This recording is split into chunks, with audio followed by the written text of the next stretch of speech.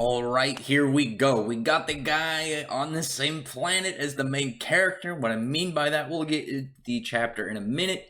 Most of the stuff I want to talk about is at the end, but we still got to go over, a little bit of the, hinting at early in the chapter, but also this really nice cover page and color page, especially. Like, we got a nice big color spread of the Sun Jewel planet, and, the buildings are all like made out of gold yet flashing lights. It seems to just be some kind of like paradise land, and it seems like the strangeness of it, we find out why exactly it's just so nice later in this later inside of this chapter. But obviously we get some nice character stuff to go on early on, like I said. And again, that really nice like big splash color page, gotta say, more definitely best girl in the series at the moment. But anyway, once they get there and notice that like everyone seems rich, and Shiki just walks up to people and like asks them, it's like, "Hey, you got a lot of money? How's it going?" Probably like pretty creeped out. Like, that's one of the things I really like about Shiki. Is just like how he tries to be very just friendly and genuine towards people, but how weird he comes off. And it's like, you can understand like if a person came up to you sounding like this and just being so friendly and forward with you never meeting them ever, especially in a series like this where you have people going from planet to planet to planet. It's not like, it could be someone visiting from your world. You gotta imagine that this world, you have people from strange lands coming everywhere, and especially with Shiki, the way that he is, it's just like an extra level of silly. But from his side, it's very honest intentions. There's no creepy malefic or I'll just stick with malefic if you know what I'm trying to like emphasize. Kind of like vibe to it. It's just Shiki being a nice guy. But while they're talking about Wise, Wise like stays back on the ship. It looks like he might keep that like cool, more like sleek look to him like he had. I thought like the suit looked cool. But yeah, I think that might be the best look, but he's had some cool ones, like his general kind of like weird like spacesuit one that reminded me a lot of like the one that Jalal had during the Tower of Heaven arc. But he ended up just kind of like sticking to his later like time skip like that cool cloak look. But with Wise, I gotta say that like Italian mobster like design was probably the coolest. Was that Italian mobster? Or whatever it may be. But from there, he's like sticking behind. He's just in some, just in a own cool outfit, hanging out with Hermit. And he's talking about how he doesn't trust Captain Connor. He still feels very worried about him, but also he's developing a new weapon. So either this, I think, will be either what Wise is inventing or what is in the the secret room on Eden 03731, or sorry, 3713, with the Ellie door, if you know the Wraith Master reference. And I think it's going to be one of those two. Will be like the weapon system, and the main weapon of the Eden Zero, though, I feel like will be named Ethereon. The reference double back from Wraith Master and into Fairy Tail.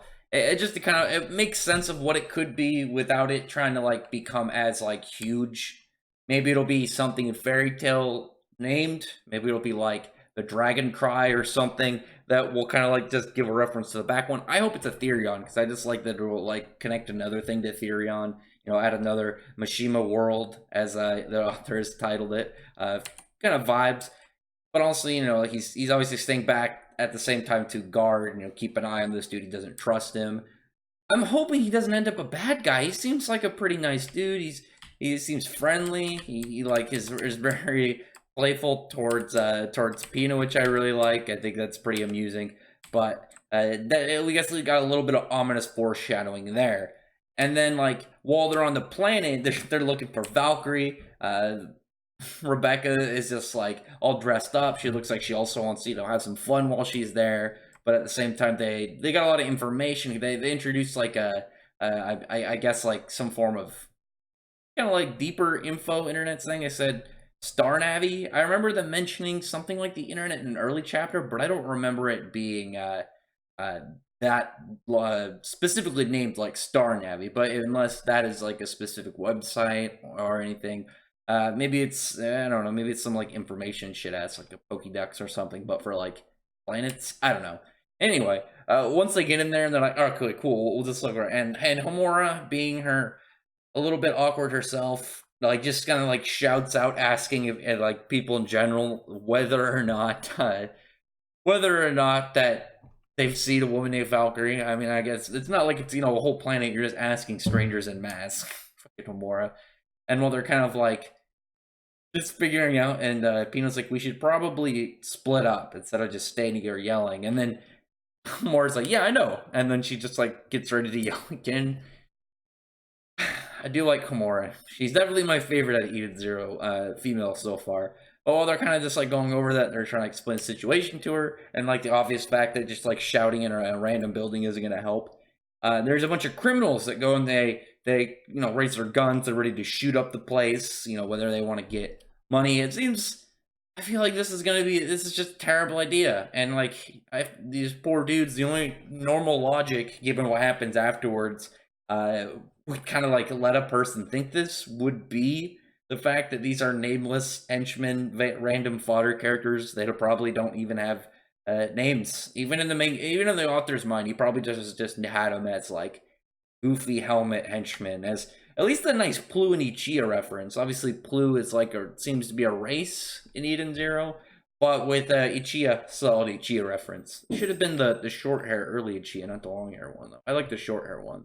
But anyway, actually, they're both pretty cool. Anyway, once that happens, I actually really like that small panel when they tell everyone to get down and everyone is down except for Shiki and he's standing there. But it's not like a Haru kind of like, oh, you guys are you're in the wrong kind of place like thing. You guys are wrong. What is it? Fucking I don't know. At a bad time, shit ass, and Haru's trying to just kind of be cool, more like a normal hero, and whereas Natsu would just be like, I'm gonna beat the shit out of these guys. All right, let's do this. And Shiki's just kind of weird about it, and he's like, wow, you guys have big heads. You're really weird. And when they start like shooting and like being aggressive, he's just like, nope, you guys must be the bad dudes. Then kicks over a table, and the Ichiya one, runs around the room, uses his gravity fist, starts pushing him around, beating him. And then we got good best girl Homura shows up, starts slashing, take people out. I'm curious to know about how many of her swords she'll possibly have one day. I know it's currently 5. I'm wondering if that'll increase. I'm guessing it'll increase. But obviously these dudes they're literally just kind of nobodies with guns, and you got 2 Ether Gear people just coming in and wrecking them. And they're defeated. It seemed pretty quick. It was kind of confusing because it was like, what is the point of this whole aspect? What is this going to come to an outcome? And then I remembered, obviously, this is like a utopia kind of world. It seems like everyone's pretty good, and then everyone's prosperous and wealthy. And it's like, how would that happen? And then you see when these guys commit a crime, there's like a light that comes around them, and just like a beam coming into the building. And you have a woman, the Scarlet Woman, which is interesting because everyone thought it was maybe like Scarlet was mistranslated, and it should have been Crimson, because Crimson Woman, the name of the chapter. People were referring that maybe it refers to Elsie. Almost said Ellie. Elsie. And that turned out not to be the case. Now we have a different woman kind of coming off this very dangerous thing, which is cool because maybe they're related, or it was literally just oh well, why did you think this was the Scarlet Woman? Elsie's color's crimson. There's a slight difference there in colors, and maybe it was just to kind of throw off the fans. And then like you get this laser as these guys are all begging for their lives, asking for forgiveness, and she's like, nope. And the next thing you see is a red circle like around like pretty much vaporized area. Like you just get like a big circle of red, which I'm assuming is blood, unless it's some crap. There's 2 options I could kind of think about this. It's a fake, and it's made to look like they were vaporized, and maybe like they're kind of like teleported to a different area, and they're going to go into like hard like slavery, and that'll be an extra addition to the messed up methods of this planet. Or it's straight up just vaporized the shit out of them, and they're pretty much red mist on a carpet. But one of the 2 is how I see things going. But everyone's cheering them on, and then the people are talking to them. It's like, wow, you guys did really great. You helped us. You saved. You beat the bad guy, saved the day. But luckily, the Scarlet Woman was here to help too. She keeps the planet safe. And I can definitely see, because like Rebecca's like, what the hell is wrong with this planet? What are wrong with these people? Because obviously, those were bad guys. They weren't good guys. They seemed more kind of just like half-hearted bad guys. The second like stuff happened, they were like trying to get out of it, saying they'd never do it again, asking for forgiveness. But she went to straight like no mercy kill, and like the people cheering on it, seem very happy about it. It's kind of weird because even at the same time when you see the bad guy getting killed, you still have like a little bit of like human like emotion of men like, damn, these people are just like all positive all the time with this. So very weird there, very vicious. And then you go to this building, gold 999.9. I'm hoping that's like a reference to like like when you see games when you'll have like a number cap and it's just straight nines across the board. But then we get into the stuff, the chapter that I got really excited for. And I feel like a lot of people got excited for a little bit at the end. But this is where I got excited because we have Dracken Joe talking to this woman. And honestly, those guards outside of her room look really cool. It's like they're like these like tribal dudes, but they're like weird space Egyptian, and I think it's supposed to be Japanese too, because this woman, just titled the Scarlet Woman, who just calls her straight Rock Hills Divine Punishment, and she has this kind of like Asian design, and she has the same. I just noticed she has the same kind of clothes. Like it's not just like the Japanese clothes. You look at those like wide sleeves, very similar to Hamura. So I'm wondering if that's going to have anything to do with maybe her in relation. Maybe they're from the same planet. Maybe they're related. Very curious about this one. Curious how this will go. But Dracken Joe, when he's like talking to her divine punishment, she calls it, he wants her to help her find Eden Zero because of how much he still values it for being money. And you get a little bit at the end where there's a part of Homura and just like people like seeing one of the little birds from earlier in the chapter, reeling it into who is Valkyrie, who looks damaged.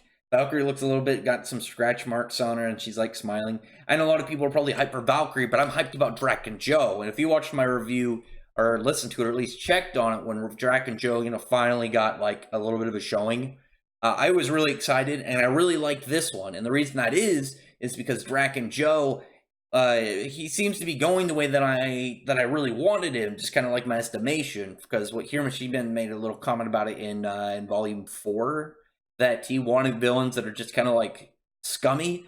Because you have villains that are just bad guys. They're the classical bad guys that just want to destroy and commit bad guy stuff, like Zero from Fairy Tail the Horacion Seis arc. He was just a raw bad guy. He was vicious, ruthless. He really just wanted to, destroy things and see chaos. He was just a classic bad guy, and he was fun while he was at the time. Well, not at the time.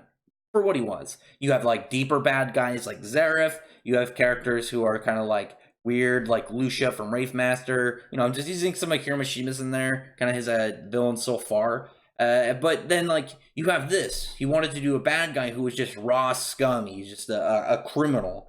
And part of that I saw with Dracken Joe is he's not a bad guy for any, like, large-scale plan. At least from what we know of right now, he seems very much wanting profit, success. He's a businessman above all else. He's just a criminal businessman.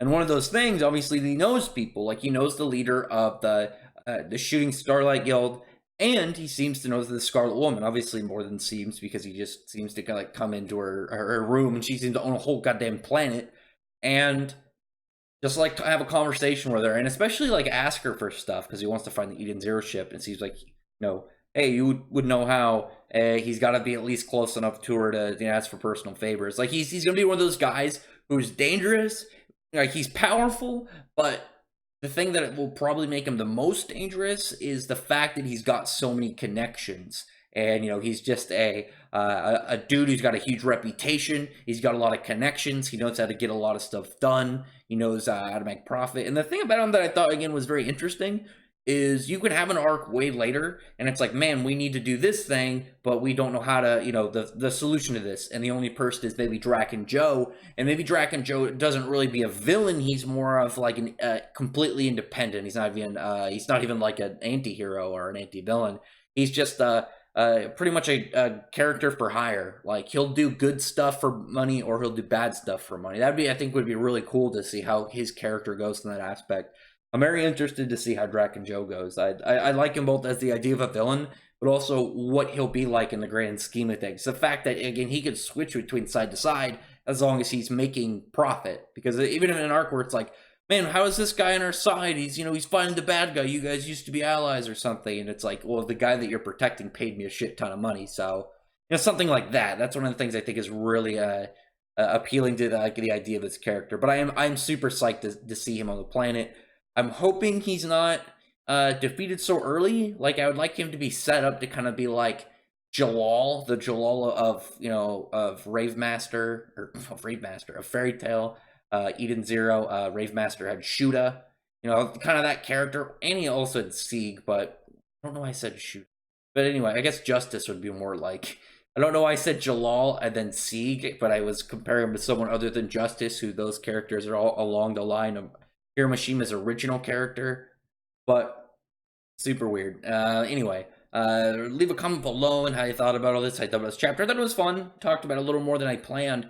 Mostly because, you know, Dracken Joe, I can go on like his whole spiel on how like interesting I think he is and whatnot. But whatever. We'll see how things are. Very interested though, obviously, Valkyrie in the end. You got some weird stuff going on back on the Eden Zero ship, but you know where my attention is going to be this whole arc is goddamn Dracken Joe. But anyway, tell me in the comments section below again what you think, what you thought about what I had to say, and I'd really appreciate if you thumbs up the video, but friend the like button and the subscribe button, and check out my other videos. But on that, I appreciate everyone who's already subscribed, and I thank you all for listening.